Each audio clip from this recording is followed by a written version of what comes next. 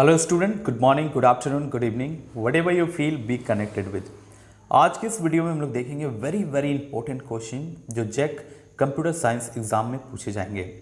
Dear student, मैं बताना चाहूँगा कि कंप्यूटर साइंस का अभी तक कोई सिलेबस नहीं निकला है जैक के द्वारा, ना ही मॉडल क्वेश्चन सेट निकाला गया है। अतः ये क्वेश्चंस आपके लिए वेरी वेरी इंपॉर्टेंट है। इन्हीं क्वेश्चन सेट में से ही आपके एग्जाम में क्वेश्चन पूछे जाएंगे, तो बी अटेंटिव और बहुत अच्छी तरीके से चलिए हम लोग डिस्कस करते हैं एक एक क्वेश्चन, और बहुत बहुत इंपॉर्टेंट है ये क्वेश्चंस। तो फर्स्ट क्वेश्चन स्टार्ट करते हैं dear student. In C plus plus every statement end with. This question extremely important कि सी प्लस प्लस में कोई स्टेटमेंट जब हम लोग लिखते हैं, कोडिंग करते हैं, तो स्टेटमेंट जो है उसका एंड कैसे किया जाता है, हर स्टेटमेंट का एंड कैसे होता है। तो बेसिकली आपने पढ़ा होगा जब आप कोडिंग करते हैं तो सेमी कॉलन का हम लोग यूज़ करते हैं स्टेटमेंट को एंड करने के लिए, राइट। डियर स्टूडेंट, अब हम आते हैं क्वेश्चन नंबर 2 में।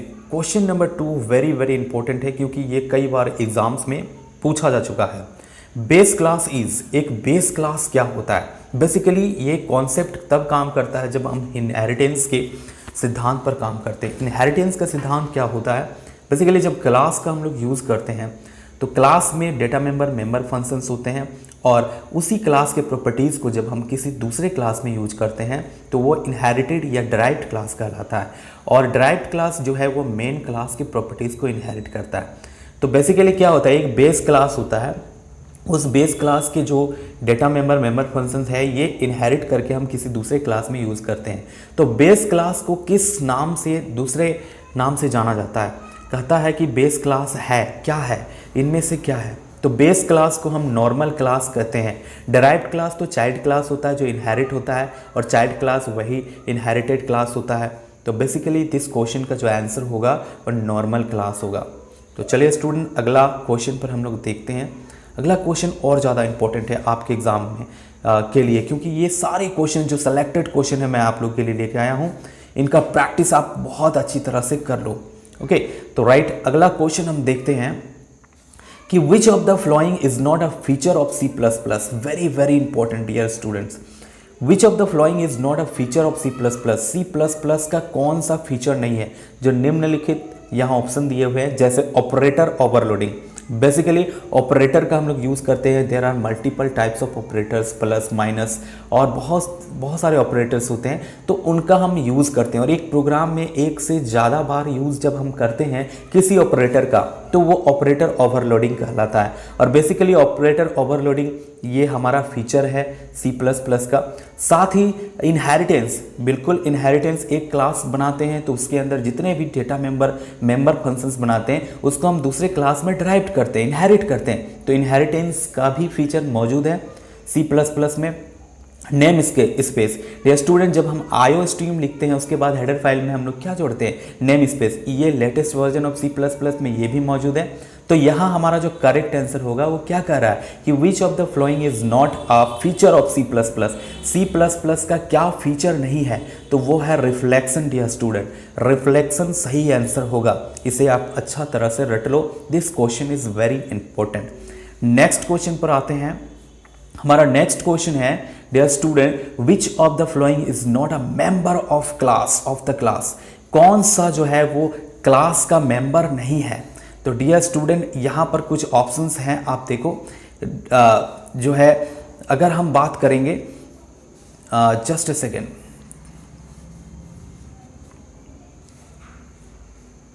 तो डियर स्टूडेंट, स्टैटिक फंक्शन ये भी एक क्लास के अंदर होता है, फ्रेंड फंक्शन होता है, वर्चुअल फंक्शन भी होता है। तो ये कंस्ट्रक्ट फंक्शन यानी कंस्ट्रक्शन फंक्शन ये क्या है, ये हमने नहीं सुना है चैप्टर 2 में या फिर सी प्लस प्लस के दौरान। तो ये हमारा करेक्ट आंसर होगा। याद रखिए, विच of the following is not a member of class. तो मेंबर ऑफ क्लास होता है static function, friend function, virtual function.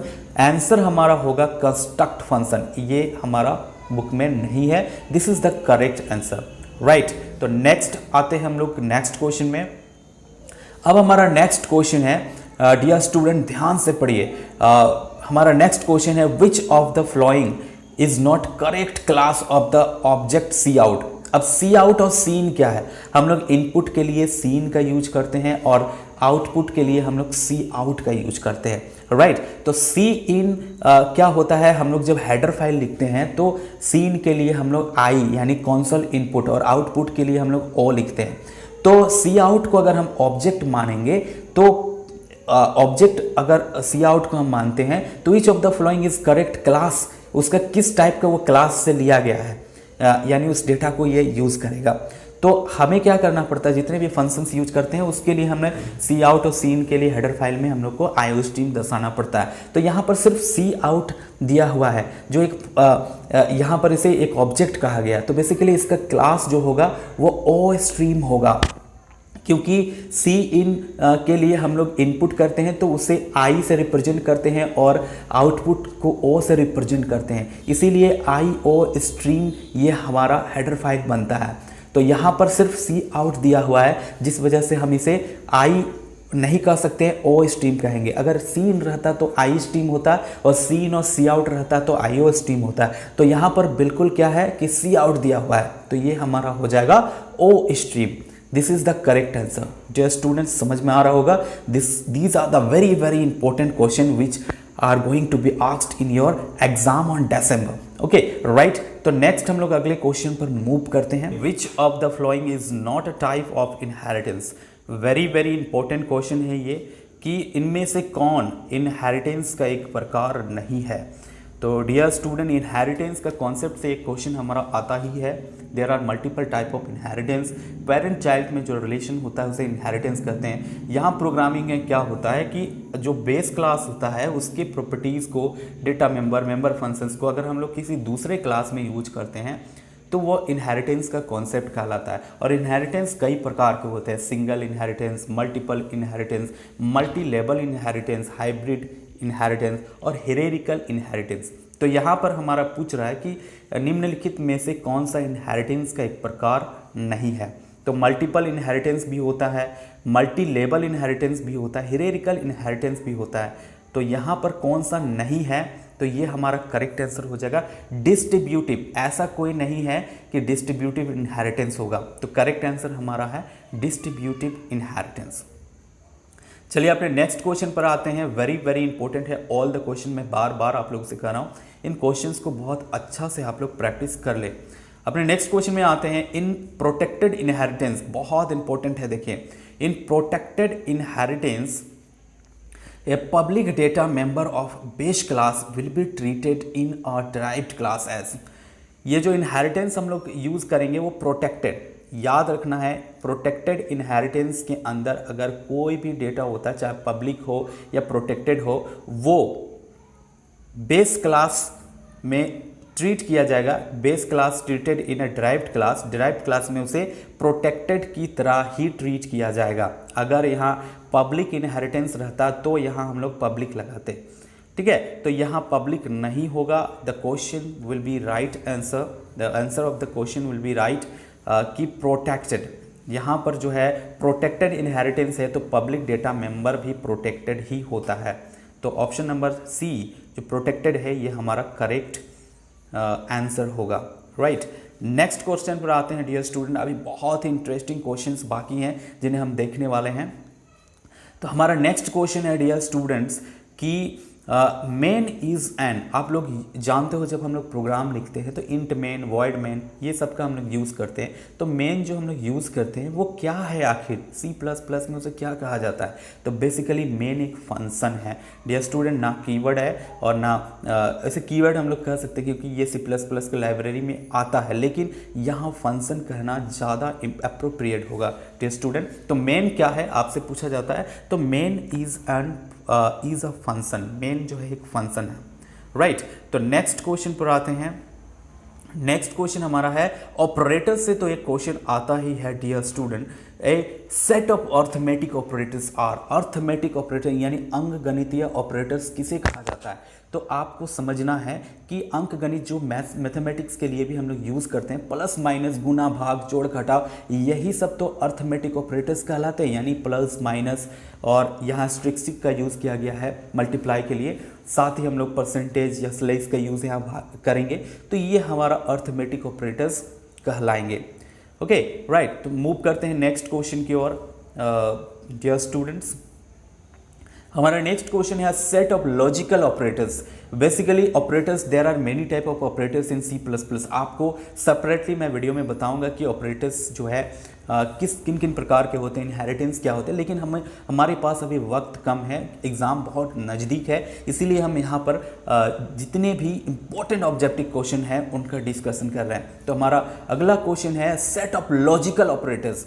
Logical operators किसे कहा जाता है? सबसे पहले आप समझो कि हमारा लॉजिक गेट बनता है, फिजिक्स मैथ्स ये सब में भरा पूरा है इसके एग्जांपल्स। लॉजिक गेट, एंड, और उसके बाद हम नॉट का यूज़ करते हैं डियर स्टूडेंट। तो एंड के लिए हम लोग क्या यूज़ करते हैं? तो डबल एंड इस तरह से यूज़ करते हैं, और के लिए हम इस तरह से यूज़ करते हैं, नॉट के लिए हम इसका यूज़ करते हैं एक्सक्लामेशन मार्क का।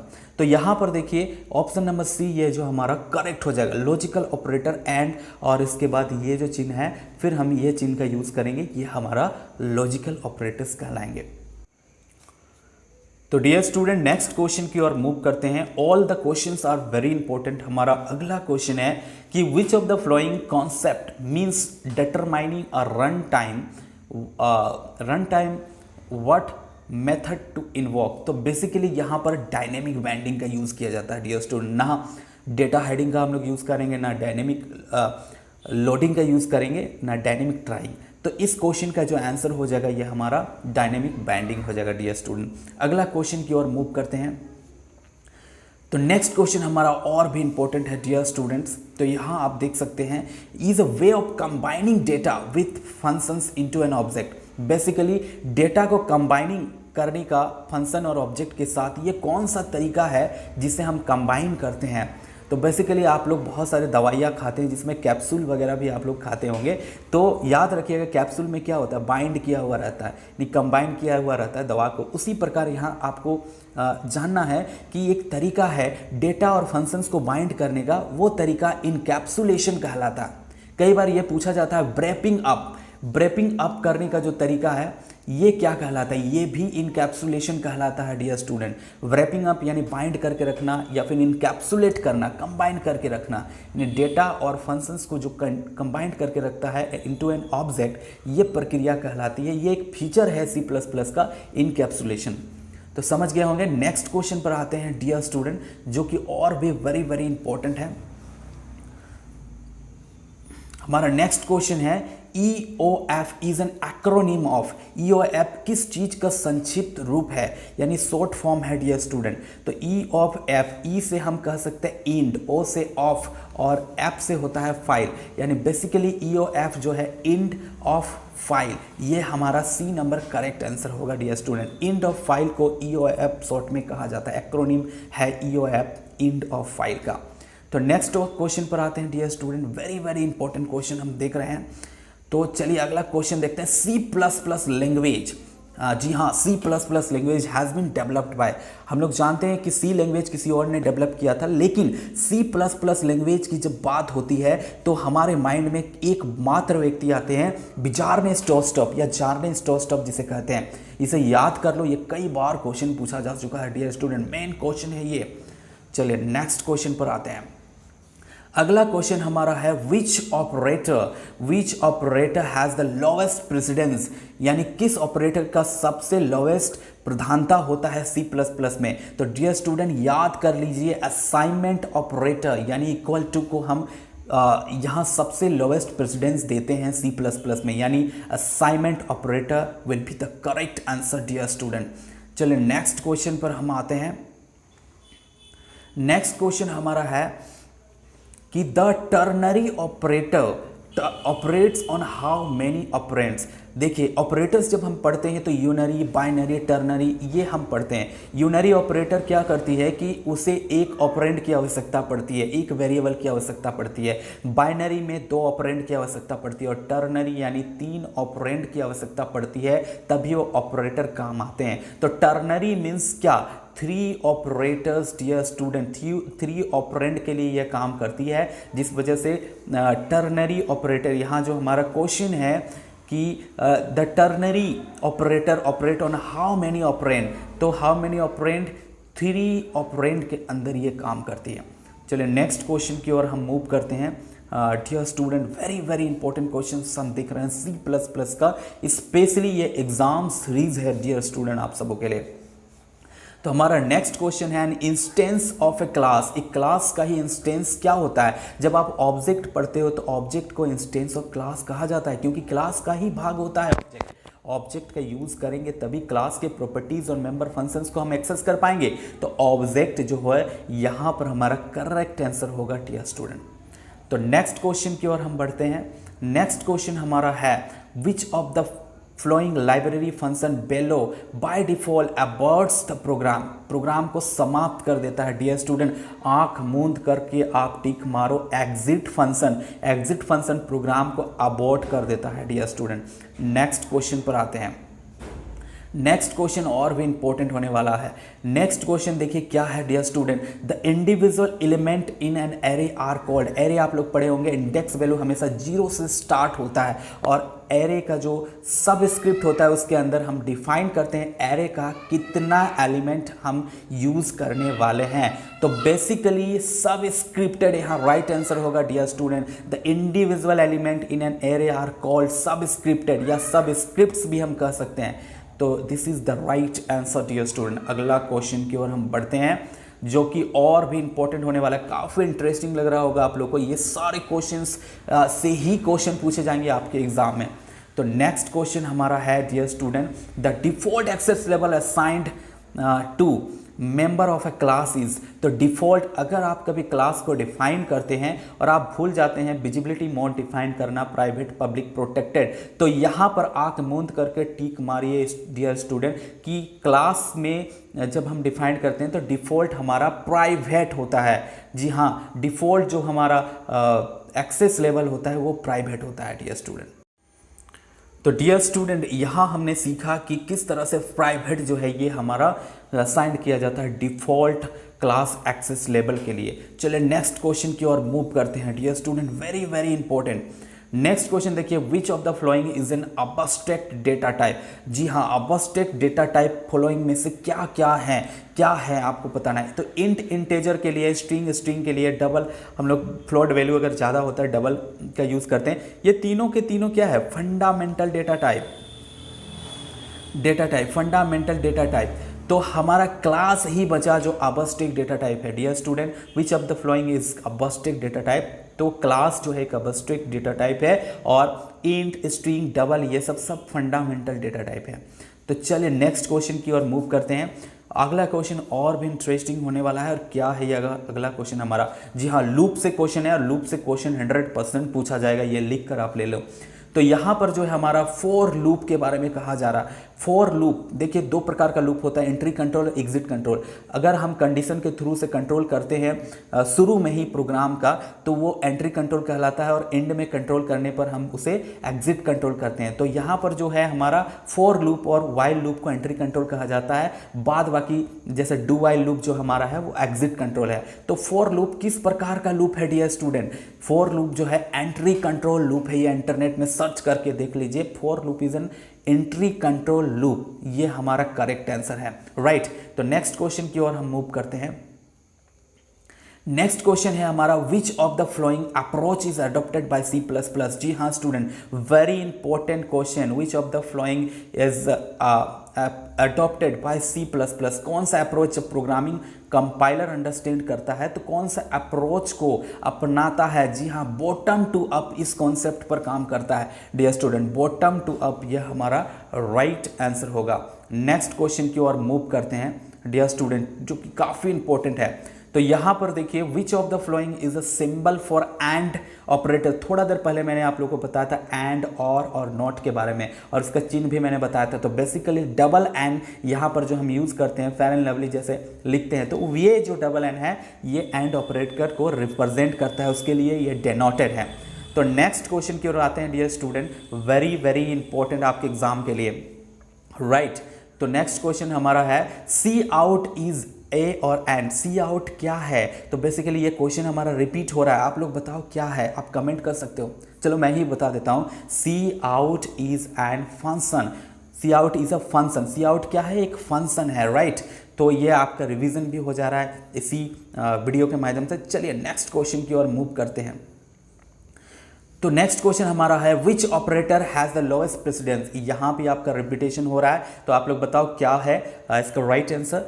रिवीजन भी आपका साथ ही साथ हो जा रहा है। तो right answer is assignment operator. मैंने अभी ये बताया था equal to assignment operator, lowest precedence के रूप में इसे जाना जाता है। राइट तो नेक्स्ट क्वेश्चन की ओर आते हैं डियर स्टूडेंट। एग्जाम के लिए आप लोग हो जाइए अलर्ट, काफी इंपॉर्टेंट इन क्वेश्चन का कीजिए पूरा प्रैक्टिस। मैं पूरा सीरीज आप लोग के लिए बना रहा हूं, बहुत जल्द और भी वीडियोस आएंगे। बी कनेक्टेड, सब्सक्राइब करें ताकि अगला वीडियो आप तुरंत मिल जाए। नेक्स्ट क्वेश्चन को देखिए क्या कहता है कि in object oriented programming by wrapping up. अभी ये थोड़ा देर मैंने आप लोगों को बताया था, कंबाइनिंग की बात हो या ब्रैपिंग अप की बात हो, characteristic and behaviour into one unit, एक यूनिट में उसको ब्रैपिंग करके रखना क्या कहलाता है। वी अचीव कौन सा प्रोसेस, इनकैप्सुलेशन। आंख मूंद करके आप इसका करेक्ट आंसर लगाइए इनकैप्सुलेशन, क्योंकि रैपिंग अप की बात हुई या फिर कंबाइनिंग डेटा की बात हुई, ये कहलाता है प्रोसेस इनकैप्सुलेशन, इनकैप्सुलेट करना।